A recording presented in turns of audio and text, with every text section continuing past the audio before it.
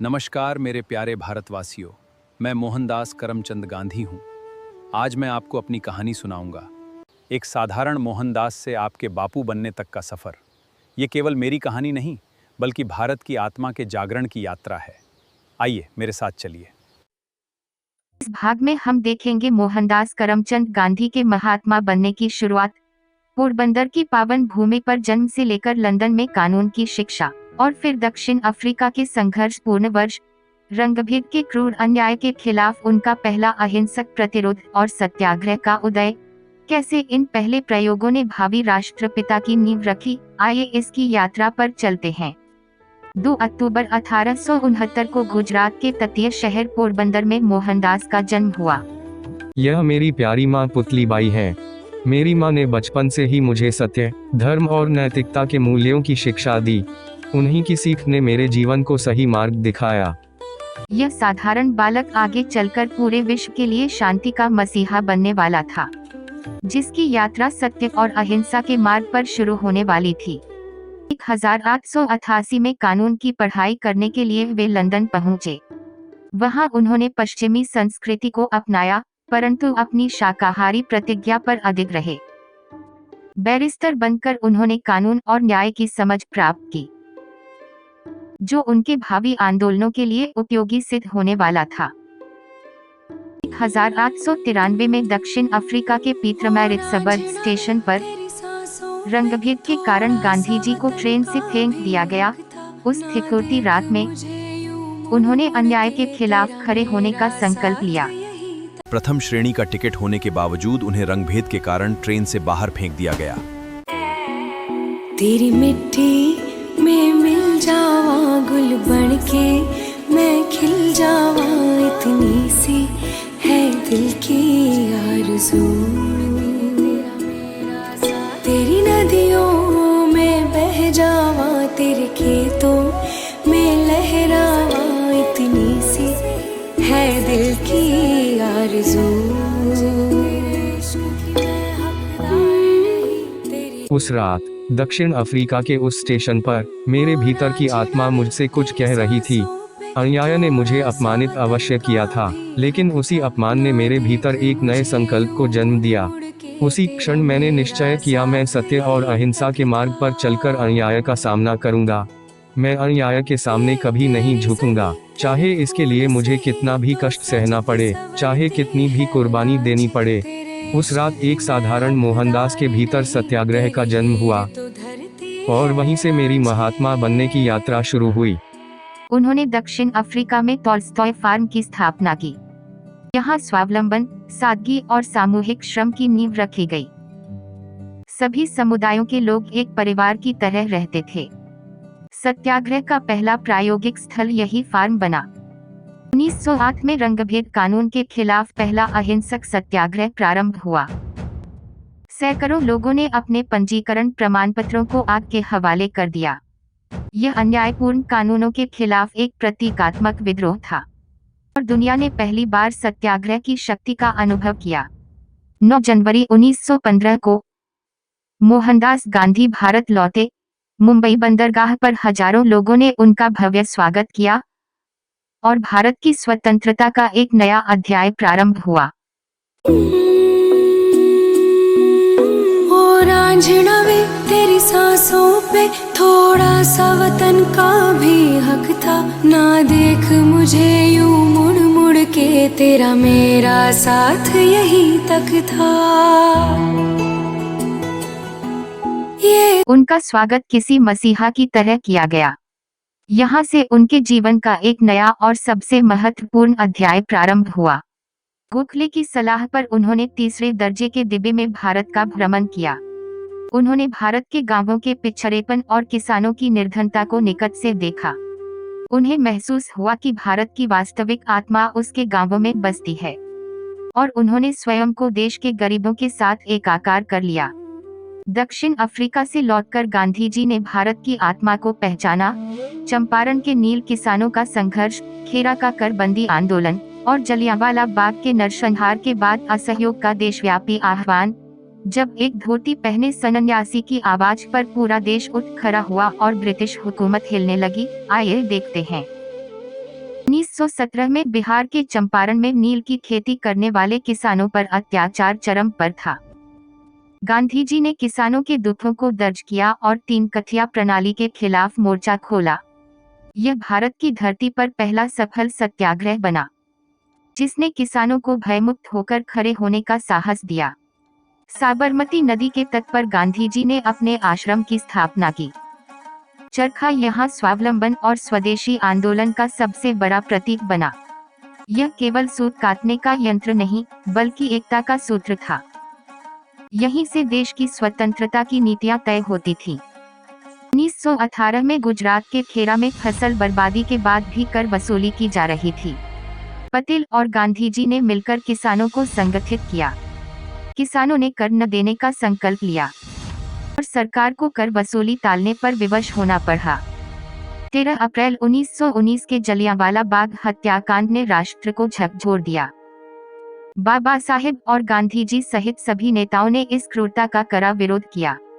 गांधी जी का ब्रिटिश न्याय प्रणाली से विश्वास उठ गया और उन्होंने असहयोग आंदोलन शुरू करने का निर्णय लिया।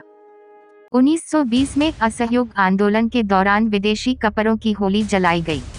उन्होंने स्वदेशी अपनाने और विदेशी वस्तुओं का बहिष्कार करने का आह्वान किया।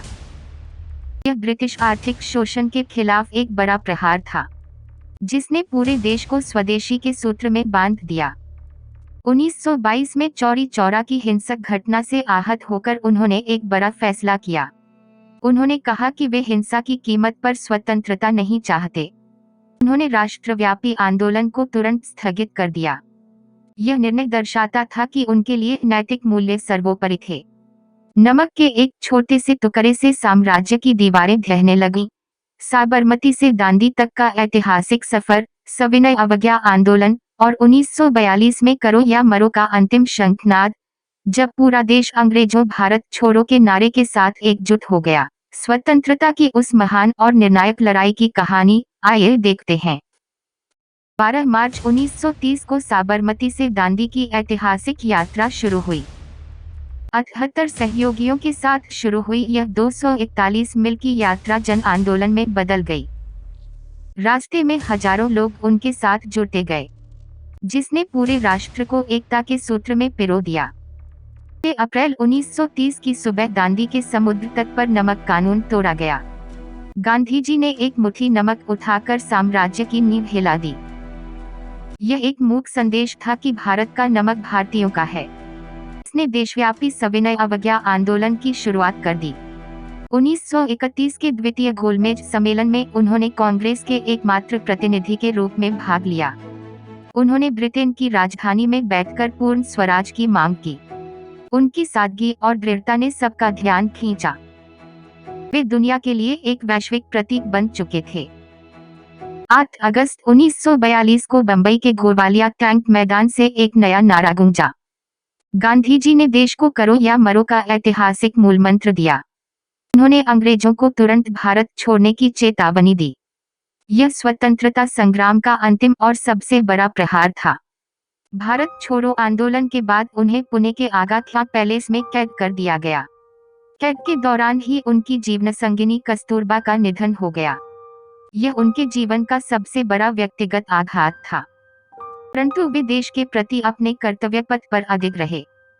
15 अगस्त 1947 की मध्यरात्रि को भारत स्वतंत्र हुआ। Long years ago, we made a tryst with destiny, and now the time comes when we shall redeem our pledge, not wholly or in full measure, but very substantially. At the stroke of the midnight hour, when the world sleeps, India will awake to life and freedom.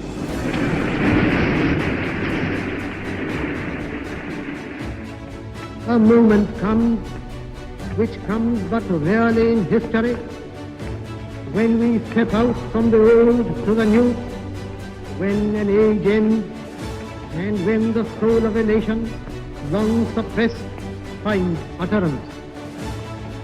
It is fitting that at this solemn moment we take the pledge of dedication to the service of India and her people. यह एक नए युग का उदय था, किंतु गांधी जी इस जश्न से दूर नोआखली में शांति स्थापित कर रहे थे।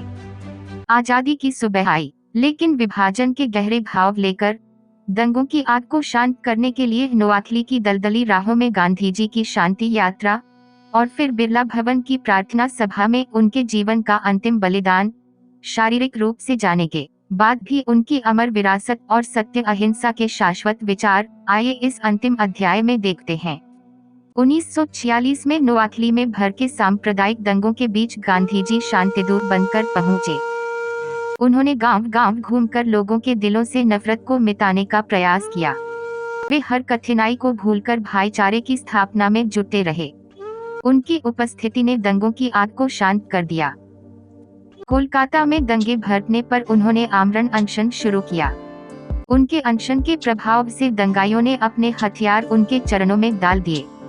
लॉर्ड माउंटबेटन ने उन्हें वन मैन बाउंड्री फोर्स कहा और कोलकाता में पुनः शांति स्थापित हुई। 30 जनवरी 1948 की शाम को वे हमेशा की तरह प्रार्थना सभा की ओर बढ़ रहे थे। उनके चेहरे पर हमेशा की तरह अलौकिक शांति थी। समय शाम के ठीक 5:17 था, जो उनके पार्थिव सफर का अंतिम क्षण था। अचानक 3 गोलियों की आवाज ने देश को सन्न कर दिया। रांझना वे तेरी सांसों पे थोड़ा सा वतन का भी हक था, ना देख मुझे यूं मुड़ मुड़ के, तेरा मेरा साथ यहीं तक था। ये तेरी ज़मीं तेरे खून से ही तो सजती संवरती है रांझे, तेरे इश्क की मैं हकदार नहीं, तेरी हीर तो धरती है रांझे। हे राम, तेरी मिट्टी में मिल जावा गुल बन के, मैं खिल जावा, इतनी सी है दिल की आरज़ू। तेरी नदियों में बह जावा, तेरे खेतों में। पूरे देश में शोक की लहर दौड़ गई। उनके अंतिम संस्कार में लाखों लोगों का जनसैलाब उमड़ पड़ा। नेहरू ने रेडियो पर संदेश दिया कि हमारे जीवन से प्रकाश चला गया है। सर्वेषां स्वस्तिर्भवतु, सर्वेषां शान्तिर्भवतु, सर्वेषां पूर्णं भवतु, सर्वेषां मंगलं भवतु। उनकी विदाई एक युग का अंत थी, परंतु उनके विचार युगों युगों तक देश का मार्गदर्शन करते रहेंगे। सर्वे भवन्तु सुखिनः, सर्वे सन्तु निरामया, सर्वे भद्राणि पश्यन्तु, मा कश्चित् दुःखात्महे। सर्वे भवन्तु सुखिनः, सर्वे सन्तु निरामया। यहाँ जलने वाली अखंड ज्योति उनके विचारों की अमरता को दर्शाती है। भी बड़ी थी, वो अंग्रेजी ताकत इतने वर्षों तक हमको सताती रही। जब हम में जागृति हो गई, हम समझ गई कि हम हैं तो वो, हम नहीं है तो वो हो नहीं सकते। तब तो अगर ये अंग्रेजों के लिए सच्चा था तो आज तो वो भी सच्चा ही है। तो ऊपर अगर बिगड़ गया है तो उसमें मैं ये नतीजा पर आ जाता हूँ, हम बिगड़े हैं।